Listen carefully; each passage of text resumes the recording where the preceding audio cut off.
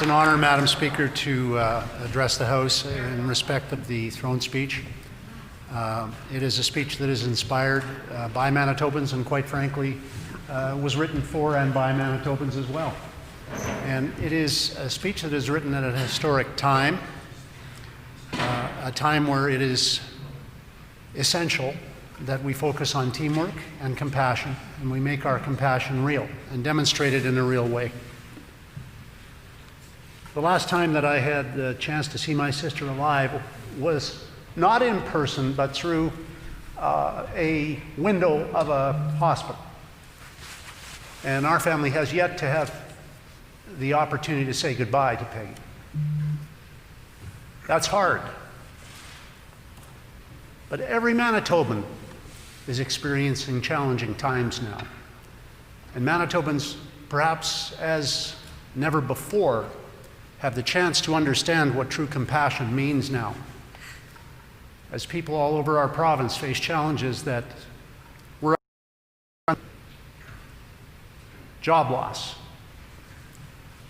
the fear of losing a family member to COVID, the consequences of an economy that has had to be restrained to protect others, the challenges of educating a child at home while you're a teacher at work, or educating a child at home while you're a parent who wasn't trained to be a teacher. The challenges are many. The sacrifices are multitudinous. People all over our province, our country, our planet are suffering, are fearful in ways that most of them have never experienced before. Madam Speaker, I am a little bit of an amateur historian, and I can say that I don't know, apart from wartime, perhaps apart from the Spanish flu period in our history, if there's been a time where such widespread fear and concern has existed in this province's history.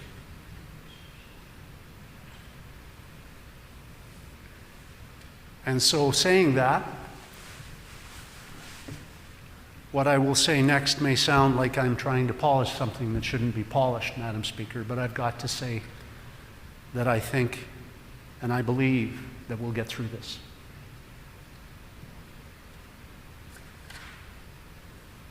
I believe we will look back at this time with pride.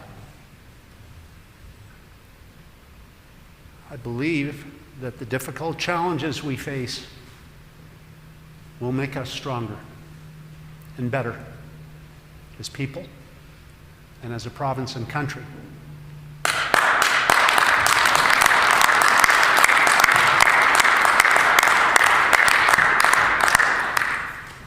Difficult challenges aren't the thing anyway, Madam Speaker. As you well know, it's not the things in life that matter, it's how we react to them.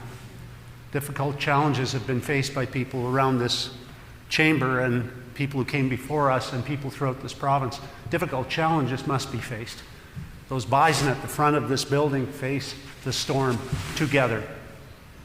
They form a team. They don't run. They put their young and they're fragile in the lead of the wind or the snow as it's coming down today. And they know instinctively that if they work together, they can make things better and they can protect and serve one another. This Manitobans know, but now they have the time, this time, to prove it. And most are. And that's why I say we'll look back with pride. I've had difficult challenges in my life, Madam Speaker, in sports and in business and with tragedy in our family. And I can only say that those times have shaped me as a person and, I think, as a better person. And I think that's true of all of us. I learned more about my teammates in sport when we were losing than when we were winning. I learned more as a coach about how to mentor young people and shape them when we were behind in games than when we were ahead. I learned more about making a business work in times of depression than I did in times of prosperity. And so I say with some experience, difficult challenges responded to well will shape one as a person better than the luxury of generous times. We had generous times in this province through the early parts of this millennium. We didn't take advantage of them as people. Our transfer payments from Ottawa were rising rapidly. Our interest rates, which had been a horrible burden on people who were in debt, were dropping, and our debt service costs were dropping as a province monumentally. And transfers from the federal government were higher in 2/3 of the time that the previous government was in power than they are now. And yet, our debt doubled, our taxes went up, our economy didn't grow. There were no signs of steady growth except the ones they bought and put up all over the province before the election. The reality was, Madam Speaker, that our healthcare system had the longest waits in the country, and this was in prosperous times. Our education results were the worst in this country, and this in easy times. And we were taking Indigenous children into care and taking them away from their communities and their families in record numbers, as members opposite know.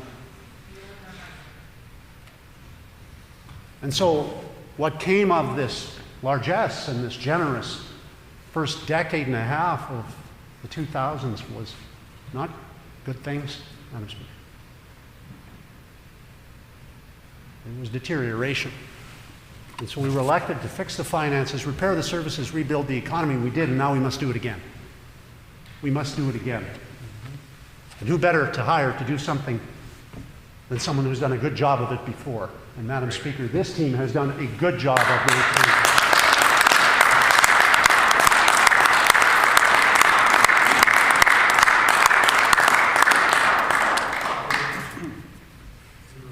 I speak today not only with compassion and sympathy for the vulnerable and the hurting and the fearful in our province, but I speak with pride, Madam Speaker, for those who, despite those real emotions, are rising and assisting others. And I see that with Manitobans. I've seen it throughout our history, but I see it now in spades, and I am so proud of the way most Manitobans have responded to these challenges. So proud of the way they have focused on helping others. Not pointing fingers, Madam Speaker, not placing blame, rather, but signing up to volunteer on a website we set up called Help Next Door, where thousands of Manitobans put their names forward and said, we'll help a vulnerable senior to get their groceries or shovel their walk. We'll help and deliver food to people who need it. We'll help. We'll step up and we'll help. And Madam Speaker, that's what Manitobans are all about. And that's why I love Manitobans. To see the risks that Manitoba small businesses take any time is inspiring, but to realize that they are taking those risks now to rebuild at a time of COVID is an incredible thing. Madam Speaker, I'm impressed, and I think all of us are, as we see ourselves lead the way in economic recovery. It's easy to criticize, Madam Speaker, but there's a reason there are no statues erected in honor of critics anywhere in the world. Because it takes no skill. What takes skill is to build a team. That's what we've done. What takes skill is to fulfill the obligations of standing up for Manitobans, and that's what we'll continue to do.